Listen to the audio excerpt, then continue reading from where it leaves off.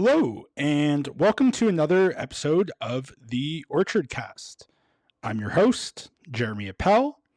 I'm speaking to you from a slice of Treaty 6 territory you may know as Edmonton. A lot of people compare Alberta to a sort of Canadian Texas. And whatever shortcomings of the analogy, there are clear similarities. Both jurisdictions are their country's main oil and gas producer. Both have cowboy cultures that reflect a rural past. Both are built on stolen Indigenous land. And both have been dominated by conservative politics in recent history. But Alberta and Texas also share a populist strain in their political cultures that hasn't always manifested as conservatism. The founding convention of the NDP's more radical predecessor, the CCF, took place in Calgary. The focus of today's episode is on the Texas side of the equation. Last week, David Griscom's debut book, The Myth of Red Texas, hit shelves. I think it's an excellent book. What it lacks in length, it makes up for in information that contradicts the dominant narrative about Texas politics. David joins me momentarily to discuss his hidden history of the Texas left. But first, if you enjoy the work I do and think I should be compensated for it, please consider becoming a paid Orchard subscriber. For as little as $8 a month, you can do your part to ensure this career path remains sustainable for me. And now, on to the show.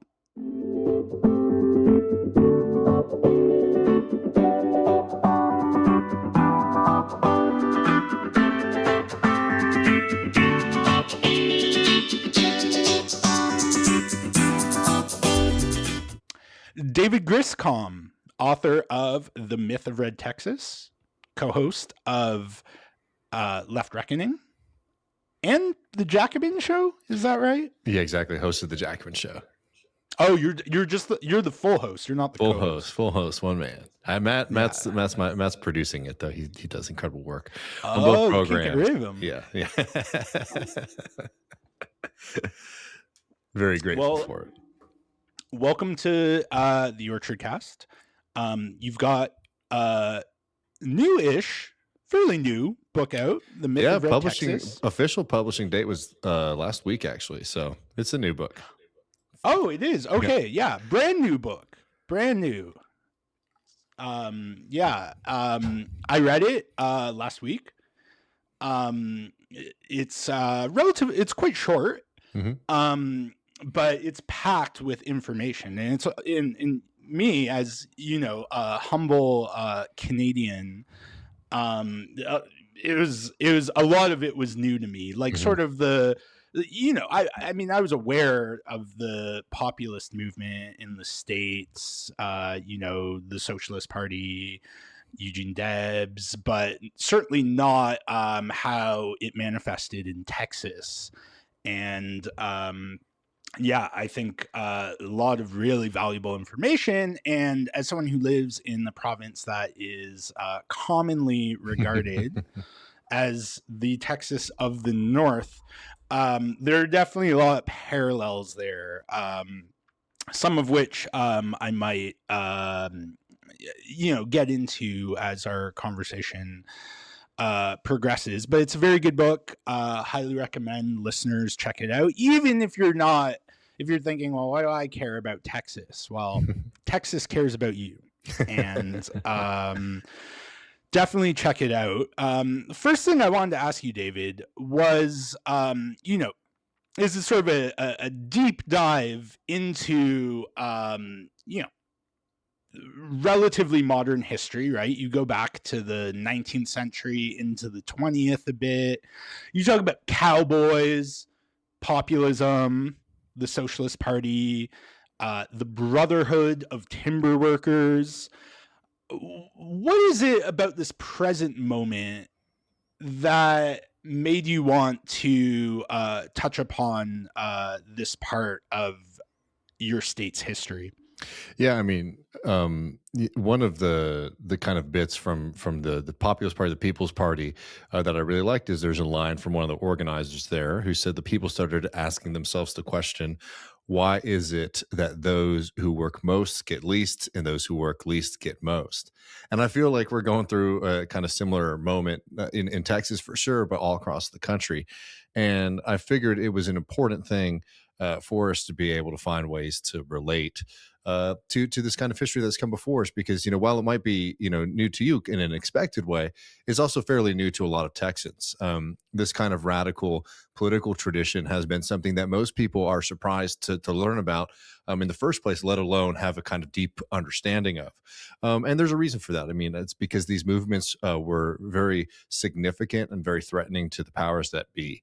And its history was very purposefully, I argue in the book, obscured. And as we're trying to build these political movements in Texas and nationally and across the globe today, I actually think that this is a really important moment as well. So you were saying, like, even for somebody who's not particularly interested in Texas, or might not be a place that they're intending on spending much time in, the movements that I'm kind of charting out here, they very much mirror what we're going through today. We have a period of time where we have low levels of union organization. I mean, these are the people who are kind of founding and creating the first labor movement.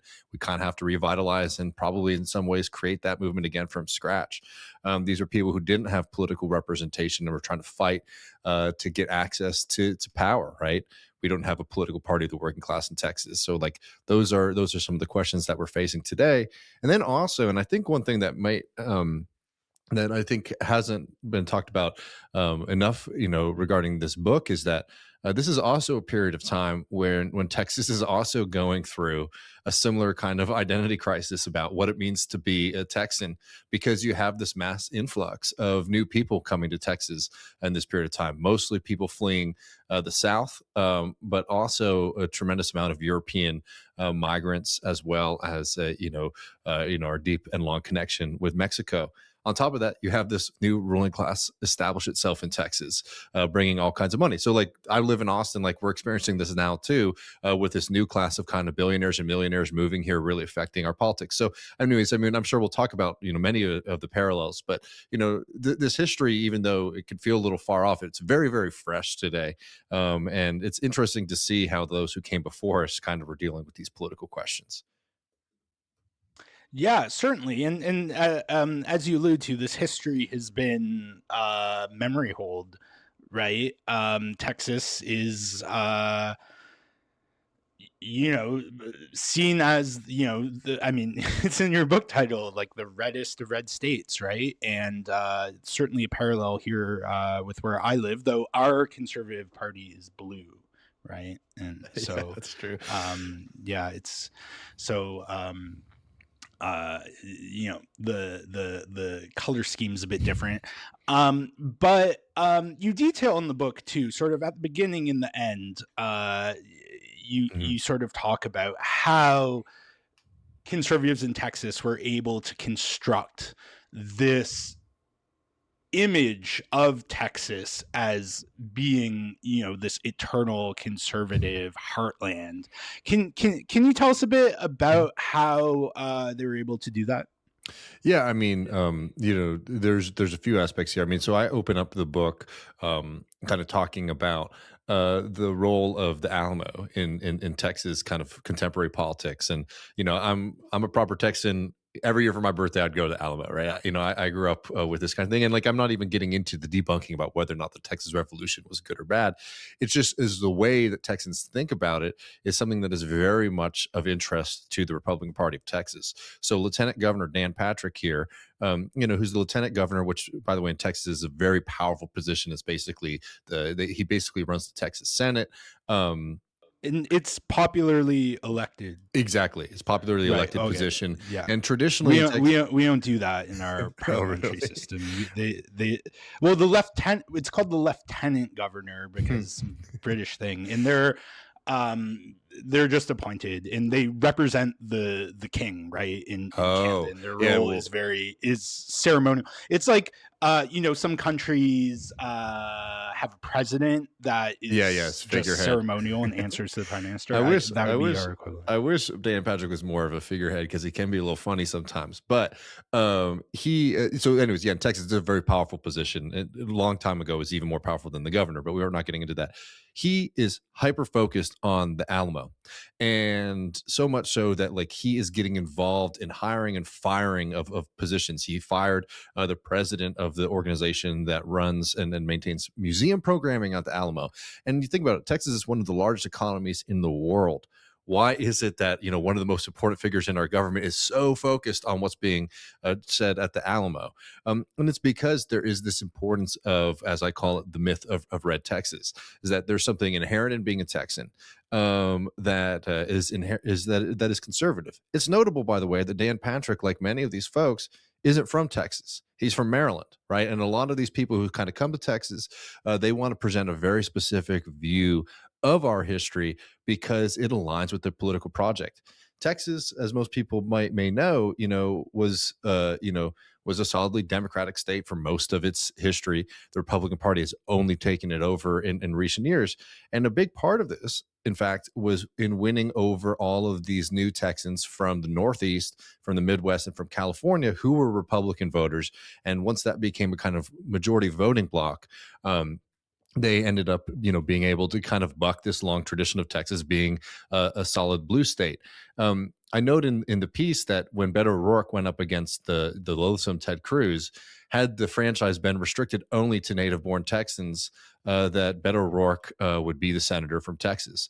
So this idea that Texas is inherently conservative is wrong and kind of flies in the face of our history. And I think the Republican Party today understands that this myth is really important to them, because if they can kind of treat any idea of liberalism, of populism, of socialism as something that's foreign and been imported, it allows them to kind of defang these movements.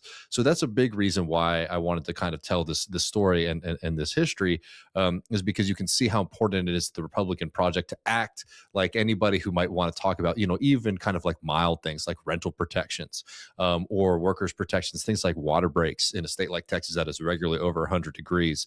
That those are kind of Yankee or important ideas. Like, no, Texas in many ways was one of the founding parts of the country for what we might call kind of modern progressivism.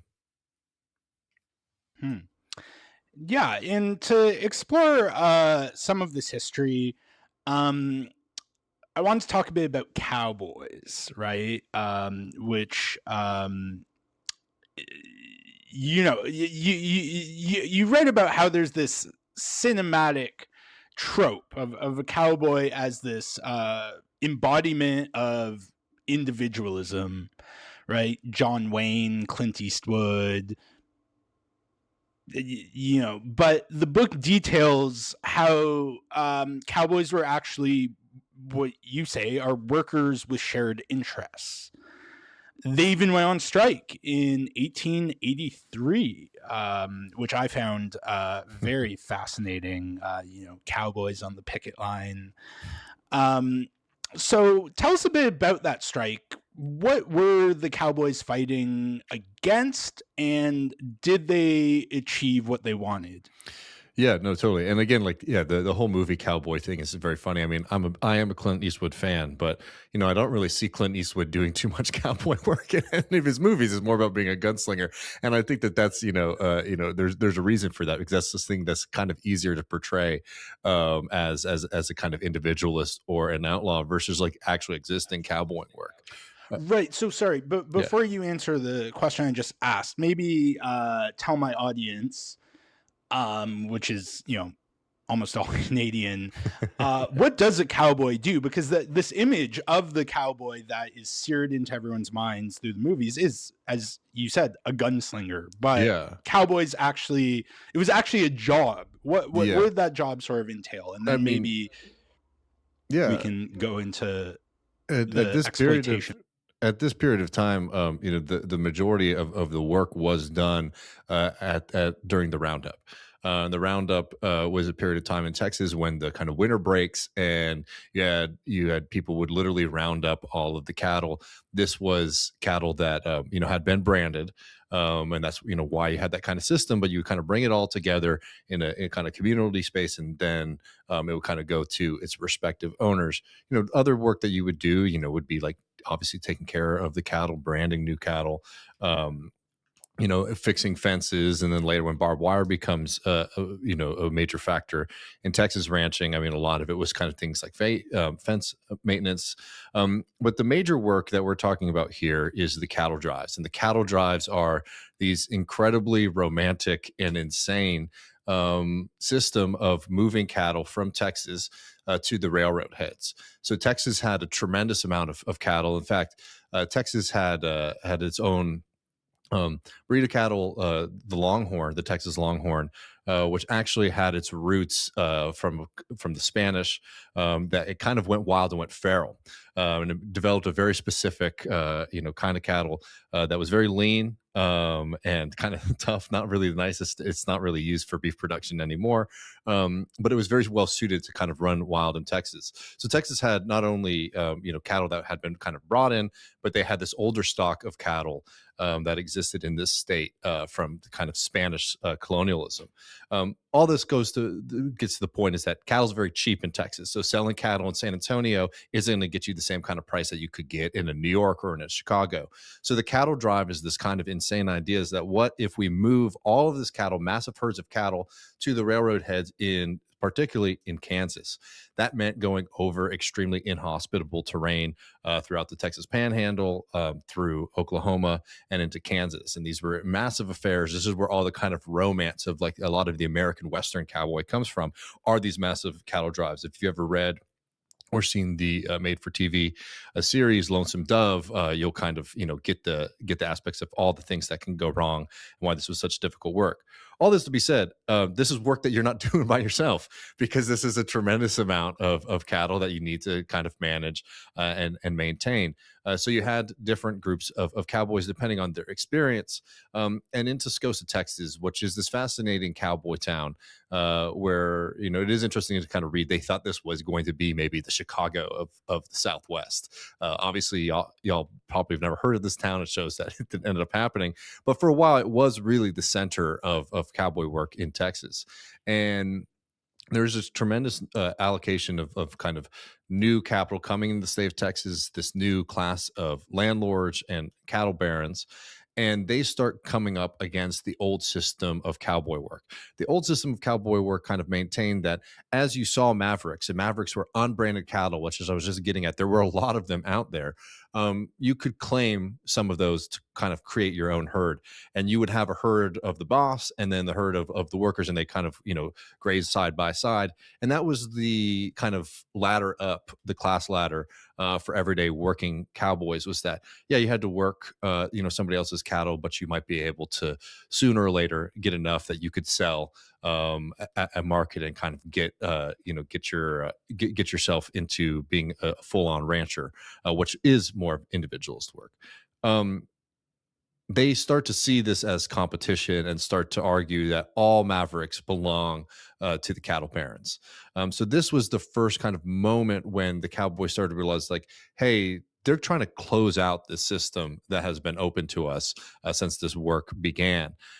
So some of the wagon bosses, and the wagon bosses were the people who were kind of, let's say, the managers of the Cowboys, in the sense that they were the ones who worked directly with the Cowboys, but they also worked directly with merchants and with the bosses. These are the people with the most, communication with the kind of, with the elite. They start to notice that this new system that's being set up is going to leave most people behind. So they start to demand, a whole host of provisions, but including higher wages for themselves, for cattle hands, and they even included provisions for a quote good cook. I do not know how much a bad cook would be paid, but they start to demand these higher wages for cowboys. And the way the story is often told is that, hey, these cowboys organize themselves into a proto union. They collect money for a strike fund, and then they go to the saloon and they get drunk and they waste the strike money, and they all have to go back hat in hand and work for the cattle barons. Nothing could be further from the truth. In fact, what ends up happening is they win this strike so quickly, in a matter of days, because they do it right at the beginning of of the uh, of the season. Right, it's a race against the clock. If you're one of the first people who can get cattle to these major markets, you're going to make the most money per head. So they recognize that, hey, if we do this at a strategic time, we can force them to accept our demands very fast.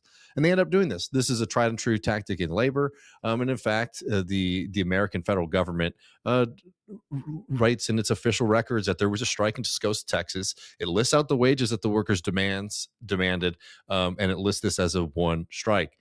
The reason this story kind of gets hidden from us is that because in the long term, the cattle barons use things like the blacklist. I don't know if that's the same terminology in Canada, but they start refusing to hire people who are members of this union, and yeah, and yeah, yeah, no, exactly.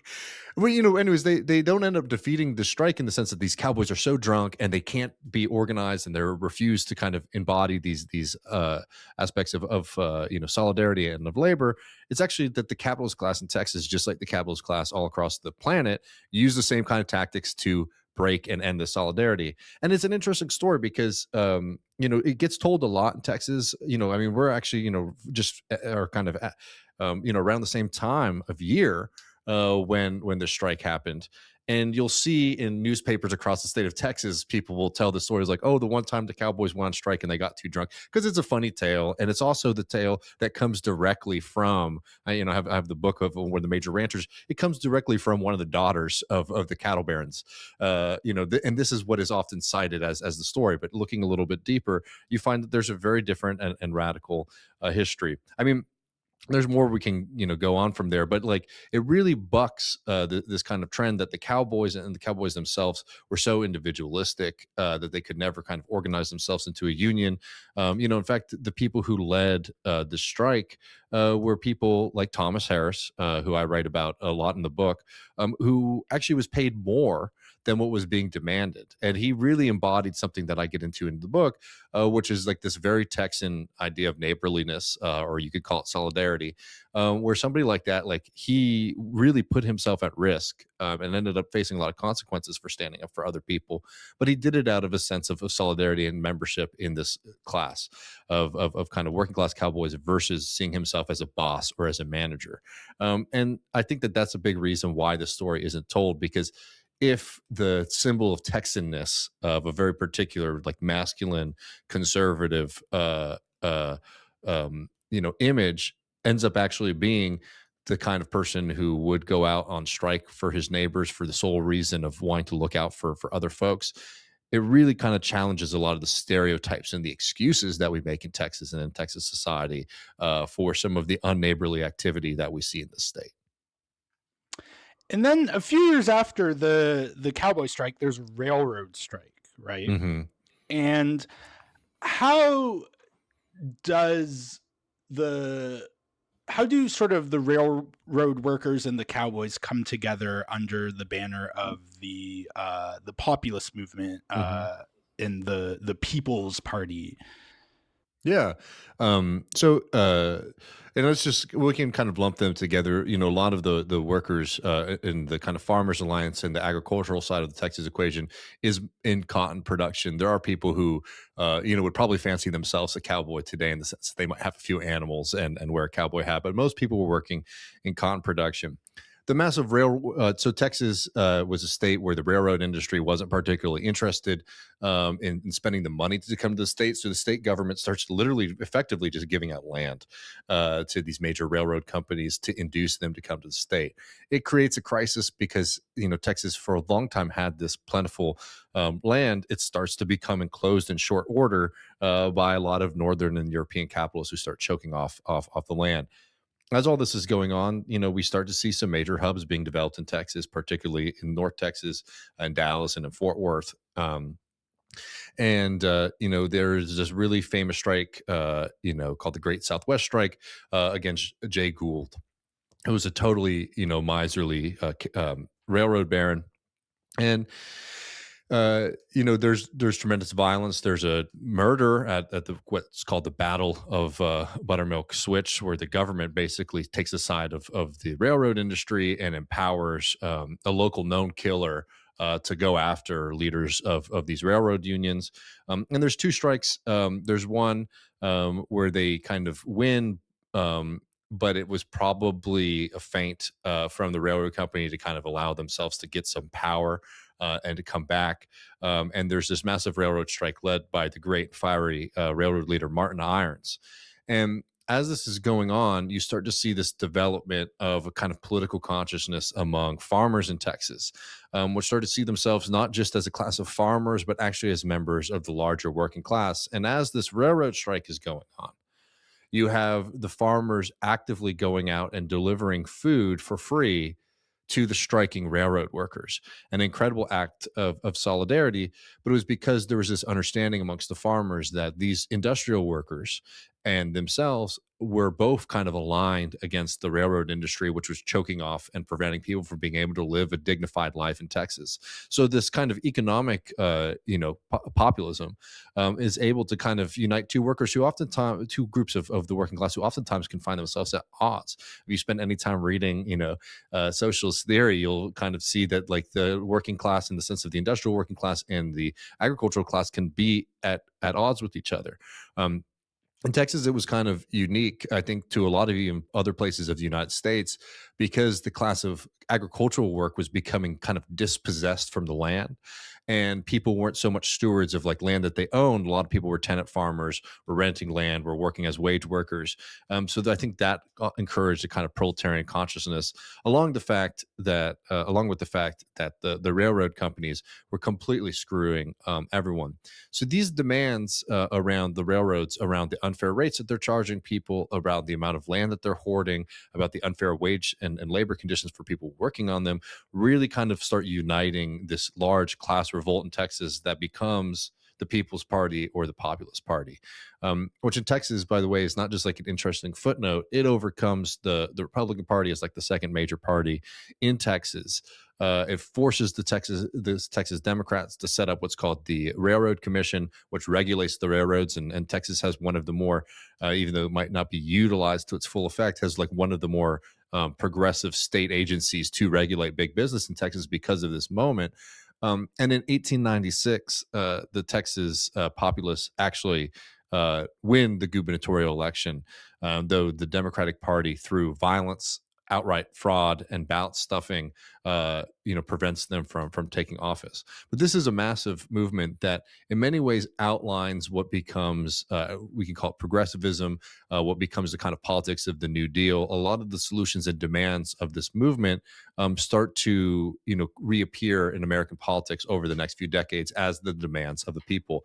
And it all started in a place where people would be surprised to find out, which is quote unquote deep red or conservative Texas.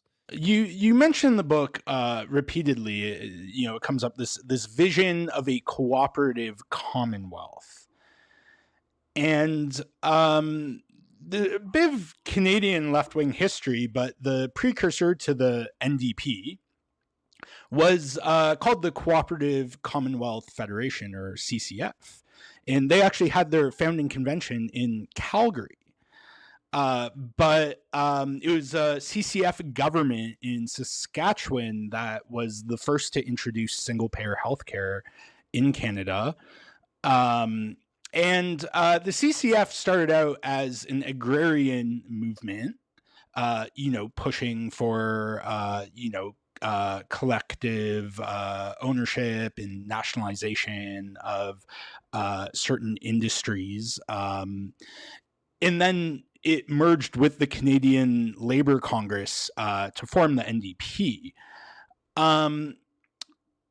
So again, you see this combination of the interests of what people envision as the working class and sort of rural agrarian working class interests as well, that are often pitted against each other. And so tell me about how in the Texas context, what was this cooperative commonwealth vision, and how does it relate to the populist movement? Yeah, I mean, it's really exciting, frankly, to read through the kind of documents around this, because you don't really have to make many leaps. I think a lot of times when progressives or democratic socialists look at history, they want to look for things that are exciting or kind of show a prehistory for our movements. And sometimes they take some leaps. Here, you don't have to do that because they were very explicit about capitalism. Um, Many of them, not all, but the Populist Party would even consider themselves and call themselves socialists, which is a fascinating thing. And in fact, in many of the revolts of kind of working class farmers and agrarian people pushing back against the abuses of the kind of banker class, of the capitalist class, of the landlord class, they're using language like communism, like capitalism, like private property. So this isn't even just kind of like looking backwards and saying, oh, this is a kind of proto-socialist movement or this is proto-anti-capitalist movement. This was also like the language of the revolts themselves. With the cooperative commonwealth, the ideas around it were exactly what you were just talking about. Things like common ownership, things about, like labor and improvement being the kind of titles to the land versus uh,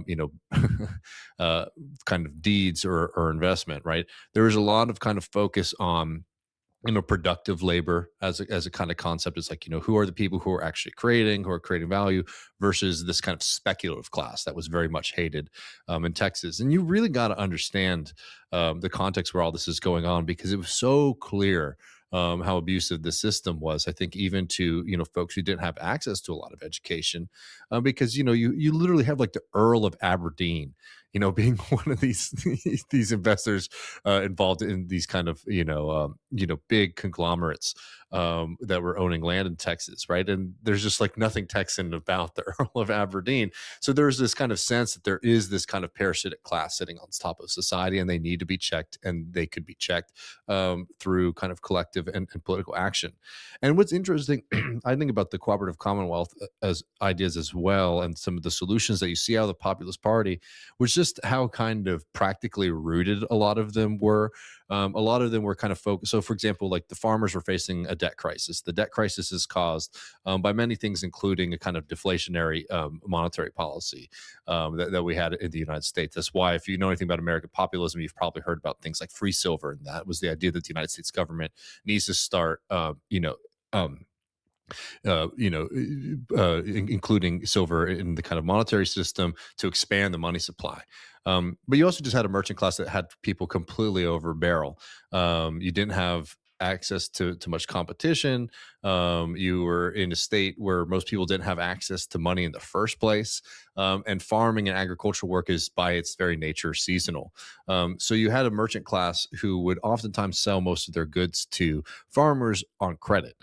So if your wife wants a dress, if you want to have some fat back, if you need to, the supplies and equipment that you need throughout the growing season, you would go to the store and you would get it, and you would buy it on credit against your future crop. Most seasons ended the same way. A huge line of poor tenant farmers outside of the door. They go up to the ledger, and lo and behold, you didn't make enough to pay off your debt this year. And most tenant farmers would go further and further and further into debt every year. This meant that a lot of them who might have owned their land, in fact, would oftentimes lose ownership of their land, and that merchant class would buy the land, would take the land as payment for the debt, and then they would say, "You can still live there, and I get a proceed of all of your future profits from here on out." So it was just one of those systems that was so exploitative that people said, "Okay, well, what if we started pooling our crop together and could demand better prices?" Because one of the crises was that you had to sell to the merchant because you're in debt to the merchant, and you got to pay off these debts. Um, so at first there was ideas like, okay, what if we as farmers come together and we kind of sell and negotiate prices, on one hand. that worked to a certain extent, but the kind of merchant class starts to realize that this becomes a problem, and there are people who refuse to kind of buy from these folks. So this is why, and there's many examples of this. Cooperative stores, for example, they start opening up cooperative stores, and they work for some people, but county by county, there's different levels of success. And one of the biggest problems was a lot of the kind of the furnishing merchants, the people who you would buy the equipment from to sell in your store, wouldn't sell to the cooperative stores, right? So sooner or later, people started to realize, like, hey, all these kind of economic solutions that we can kind of do collectively as a group seem really great, but we need the state. Like, we need the government to make sure that these things can function as we intend them to. So that's why this kind of group of this kind of simple demands around solutions to agricultural problems becomes this major political demand. And there's ideas that the state government, be it state or federal government, should be involved, kind of regulating, protecting, and maybe even setting up these kind of things. The sub treasury plan is this kind of big idea that you have all of the cotton that's grown in an area, and they kind of store it in a warehouse. And as a farmer, you can take a loan out against this cotton, and then wait for you to be able to get the highest price, which allows you, if you needed cash, to be able to get access to that cash without being kind of at the mercy of the lowest bidder. So this becomes the dream and the hope of the cooperative commonwealth, and it continues all the way throughout to the Socialist Party, where I think the kind of ideas around it expand into even more radical positions. Yeah, and let's talk a bit about the difference between the People's Party. We also have a People's Party in Canada, but let's not talk about them. They're like a far right. I mean, the Conservative Party is elements of it are certainly very MAGA adjacent, but the People's Party is like, I don't know if you remember, in one of the elections they had this candidate who was a big proponent of like ball breathing. Do you remember that? Like no. Breathing through your balls? No, Jesus Christ. I don't know if that works. Yeah. It's like a cast of like QAnon vloggers and like Jesus Christ. Ball breathers and anyways. I just thought that was funny. But let's talk about the differences, right? Because you have the People's Party, sort of around the late 19th century, 1890s, and then and then the early 20th century, you get the Socialist Party of Texas, and you mentioned that the People's Party, there were elements of it that were socialist, right? But you talk about in the book that it wasn't a socialist party in the way that the Socialist Party of Texas was. So what were the similarities and differences between these two radical political movements? Yeah, I mean, I think one of the major differences between the Populist Party, the People's Party, and the Socialist Party was its end goal. I mean, the People's Party very much, you might kind of look, if you use kind of like wonky Marxist terms, is maybe more of like a social democratic political party than the Socialist Party, just because like the People's Party really wanted to regulate capitalism. Some people within it found capitalism to be abhorrent and immoral, mainly in a lot of ways both for practical and religious reasons. But the People's Party also included some more well-off farmers and figures within it, which created a lot of crises within that political party and how it relates to the Democratic Party. And eventually, as this kind of serious crackdown against it, a certain more conservative section of the People's Party enters into the Democratic Party, and the Democratic Party passes an extensive voting rights restriction act, which certainly disenfranchised Black Texans, but also disenfranchised most poor and working class white people as well. So one of the big differences between both the People's Party and the Socialist Party was just the state of democracy in Texas at the time when they kind of came into their fuller strength. I'm not going to sit here and act like the 1890s was a glorious time in Texas kind of democratic history, but they did not have the same kind of voters restrictions that they ended up having just 2 decades later with the Socialist Party. With the Socialist Party in Texas is interesting because, again, you have have a lot of similarity. In fact, you had people who were involved in both. You know, one of my favorite characters in the book is Stump Ashby, who is a former rodeo clown and one of the leaders of the Populist Party. You know, he gets asked to help found the Socialist Party. He says, like, you know, basically, I can't. Like, I've spent my whole life in poverty, and I'm an old man now. He does end up joining the Socialist Party, just not in a leadership role. But at first, there was this small movement of socialists who wanted to secede from the United States of America and refound the Republic of Texas as a socialist republic. And you know, at the border between the United States and Mexico, Eugene Debs himself dissuades those folks from that plan and encourages them to end up joining the Socialist Party. And the Socialist Party in Texas very much kind of tracks with the development of the Socialist Party nationally.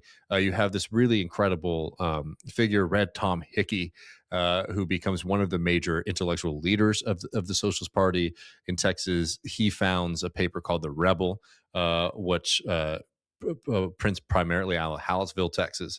And it becomes a massive, massive newspaper, which is important in Texas because it's a big ass state.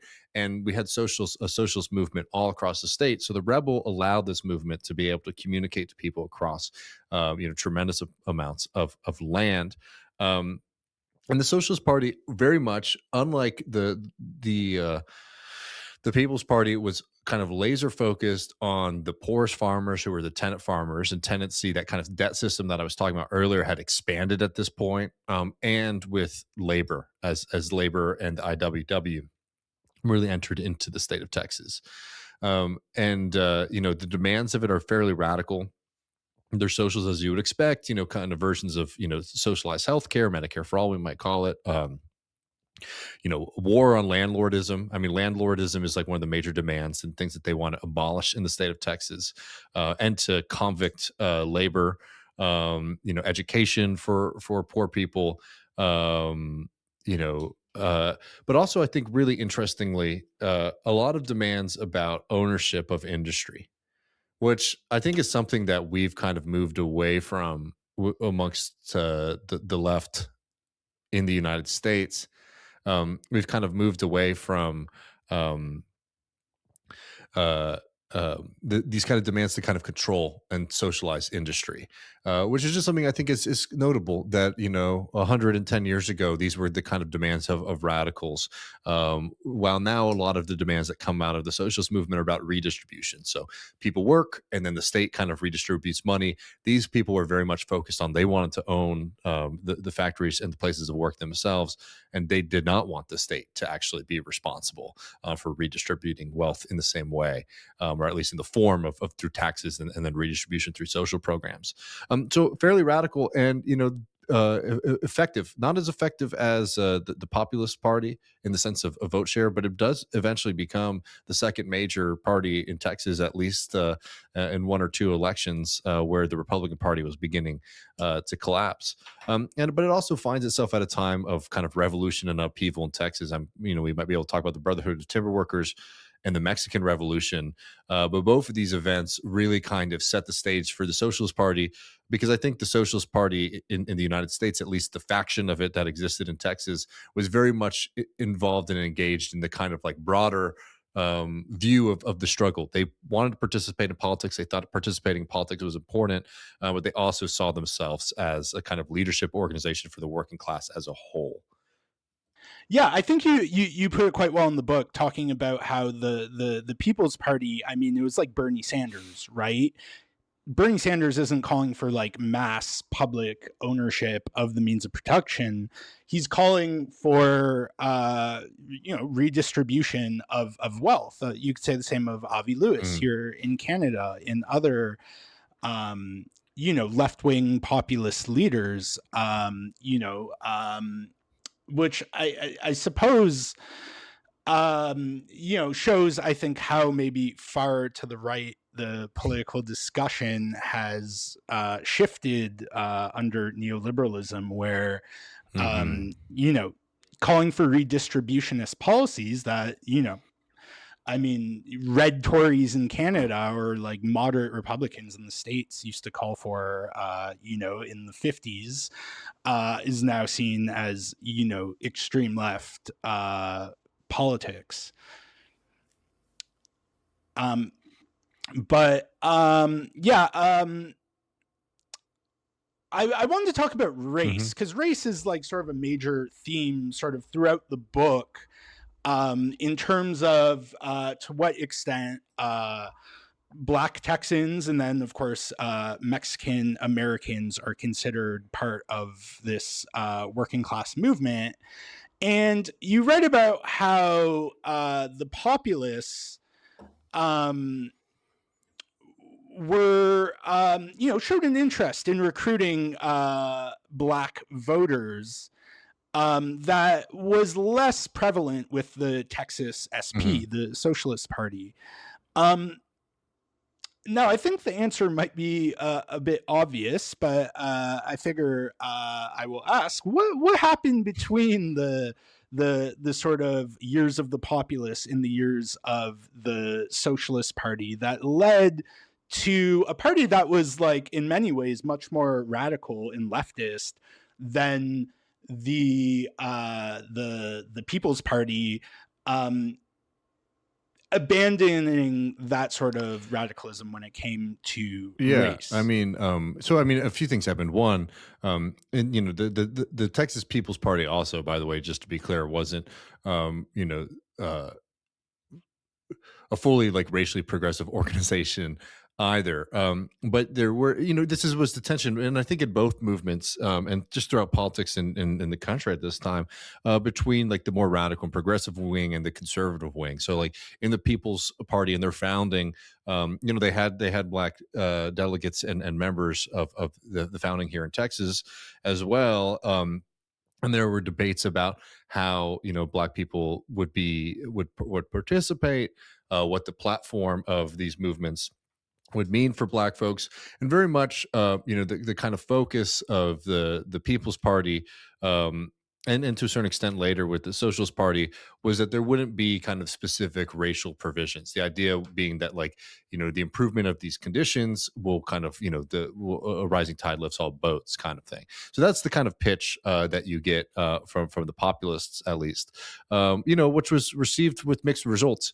In Texas, you had a Republican Party that had was kind of minimal in the sense of, its electoral effective, how effective it was electorally, but it did have a kind of patronage system in this country, at least back then. You could get good government jobs by kind of being loyal to the Republican Party, and that was a major way that relationship was maintained in Texas, even being outside of power in the state. Um, but what ends up happening is, once this movement starts appealing to black Texans and they start kind of winning elections, you do see this ramped up racial terror. And I write about it in the book about Grimes County, which is a county that overwhelmingly went to Trump back in the day, was a populist hotbed. And I kind of use this story to tell about how populism is kind of chased out and ends in Texas, which is they restrict the vote. The Populist Party is starting to go into decline, and the votes being restricted for, again, poor whites and poor blacks. And you had this kind of unique institution there, where you had a white sheriff, but he had black deputies, populist deputies, as part of the policing force there. And this white man's union, which is, you can just think about it like the KKK, for lack of a, we don't need to get into all the difference in history there, but effectively that, they rip they murder people in the street, and there's this massive shootout between this white populist sheriff, um, and this white man's union, and by his side the whole time are these black deputies. So certain aspects of the populist movement, they kind of re-enter into the Democratic Party, and they accept the tenets of white supremacy. One of the ways that they, one of the restrictions on the vote in Texas was what was called the white man's primary, where legally, and if according to the rule book, like, everybody has the right to vote, but you can only vote if you pay a poll tax and all this kind of stuff, which restricted the franchise. And then for the primary system in the Democratic Party, only white men were allowed to vote in these kind of things. And it was the unofficial way that they had an explicit kind of system of white supremacy. So that's the political context for how the Socialist Party develops. And some of the socialists who end up becoming major figures in in the Texas Socialist Party, for example, are elected in these white man's unions. So they're like, certainly like they were participating in that kind of system. There's an aspect to this where because black people had kind of been pulled out of politics, that you can see how it developed. That the Socialist Party, who was already kind of facing the wrath of the ruling class in Texas, wasn't really interested in bucking those trends. But it was a fool's decision, because once the kind of crackdown on the Texas Socialist Party comes into place, they didn't have the respect or commitment from Black Texans, because they didn't show up for them. The interesting thing, and I think one of the great tragedy of the Texas Socialist Party, which only really was effective in existence for, like, let's say around a decade, was the development of the Brotherhood of the Timber Workers Union. And the Brotherhood of the Timber Workers Union was one of the first interracial unions in the South, and it caused within the Socialist Party of Texas, a real serious reckoning with the if not um, embrace the tolerance of racist views within the party, because it showed that there was a very, very tremendous opportunity in the South to kind of build a different version of politics and a different version of society, across racial lines. And it should be noted that, like, because you don't want to paint with too broad of a brush in either direction.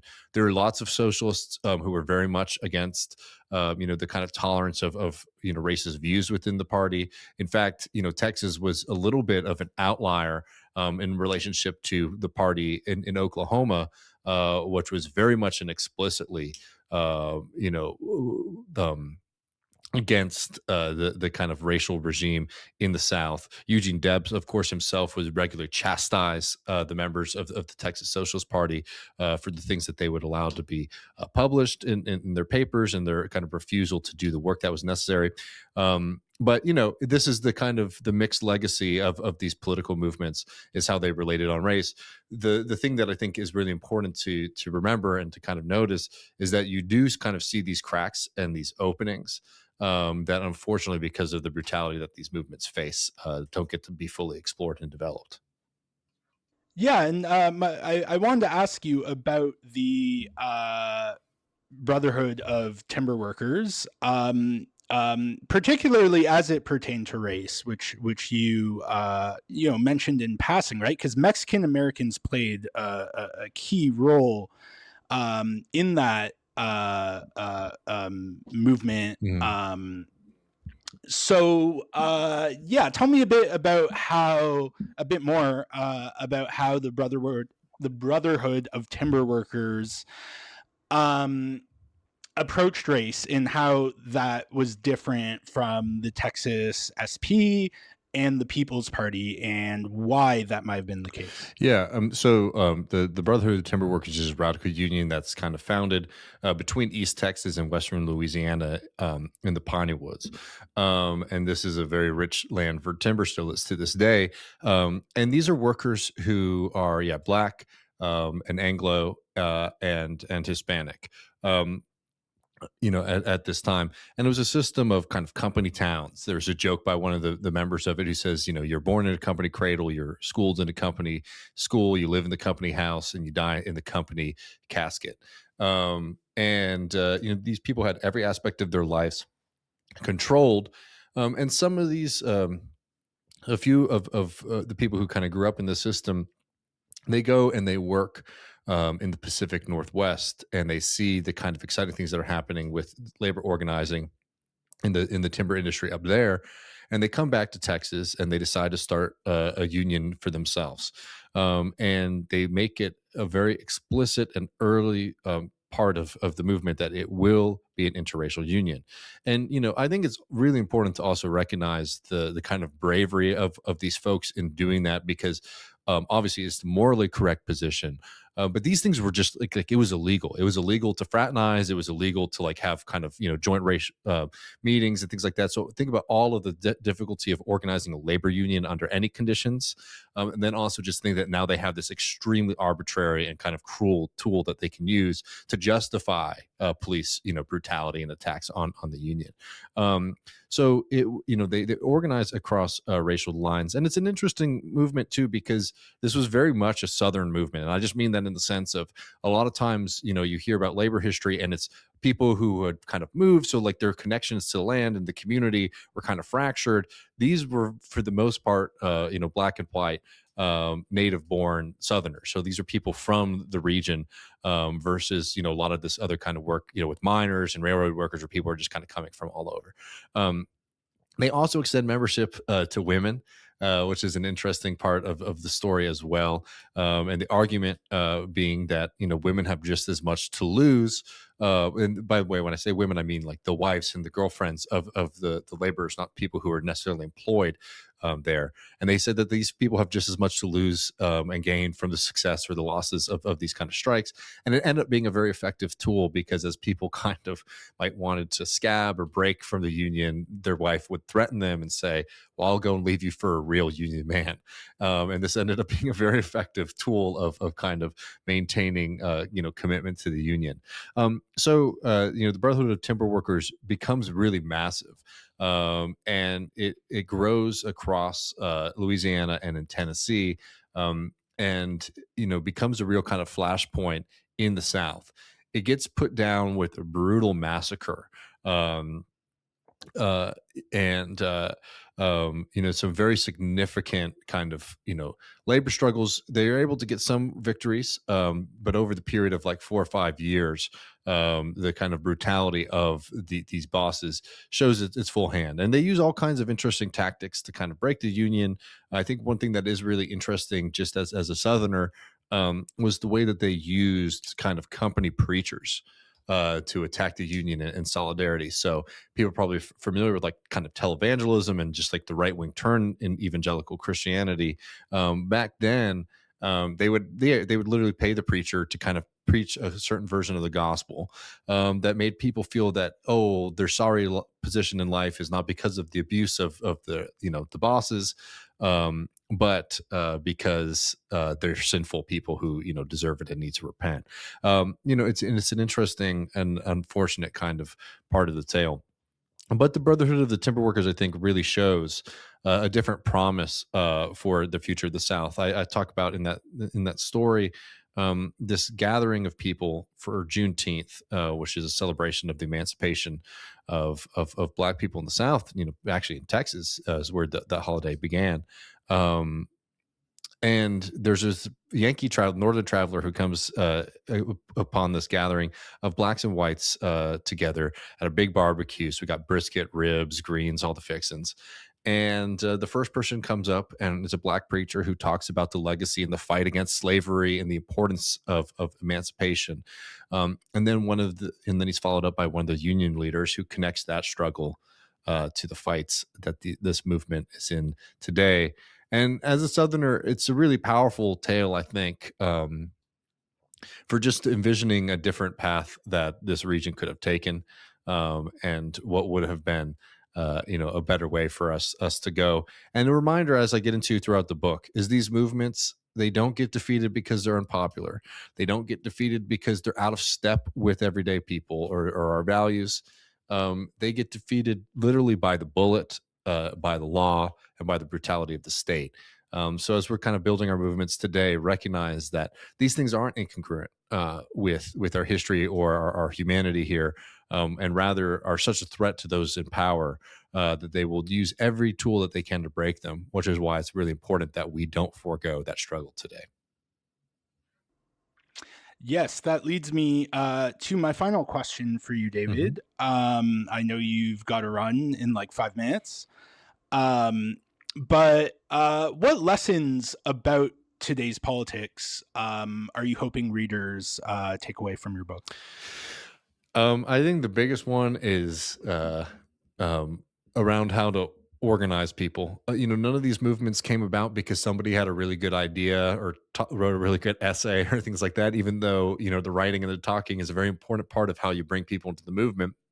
What ended up happening here was people started organizing themselves into kind of first economic organizations and then into political organizations. You don't get the People's Party if you don't have the Farmers Alliance and the Cowboy Strike and the fence cutting wars, all these kind of movements that brought everyday people and connected the demands, the frustrations that they were having to real attainable economic demands. The same thing to happen with the Texas Socialist Party. You don't have the Texas Socialist Party become as successful and as focused without the success of the Brotherhood of the Timber Workers kind of showing the way for a different way of politics and kind of pushing and challenging the kind of racialist views that were held by some, or even the kind of fear that people might have had about kind of bucking the kind of Jim Crow rule of the South.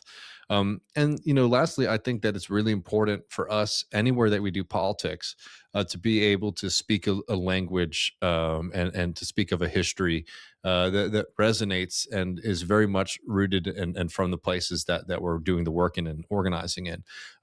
Because I will promise you this, that wherever there are working class people, there are these stories of resistance and of a better future. They don't often win, but that doesn't mean that they didn't exist. And I think that you can find these kind of histories everywhere that you look, and they've been very purposefully hidden. Because when you read about this and you see that Texas actually wasn't a place that was just kind of inherently conservative, and that's why the ruling class was put in power, but the ruling class brutally restricted democracy, brutally murdered people, and prevented people from, just standing up and fighting for a dignified life. It makes you feel very different about your home state, and it makes you feel very different about the importance and the need to kind of build up these movements again today, because people put a hell of a lot on the line in the past to fight for a better future, and we probably owe it to them today to maintain that tradition.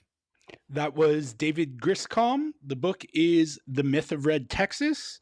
Where can people pick up a copy? You can find it anywhere that books are sold, but we do prefer, if you can, to order it directly from OR Books. You'll get it faster, and it helps support independent publishing to get it directly from there. Great. And again, I highly recommend it. Thanks so much for joining me today, David. It's a really great book, and you should be proud of it. Well, thank you, my friend. Appreciate it.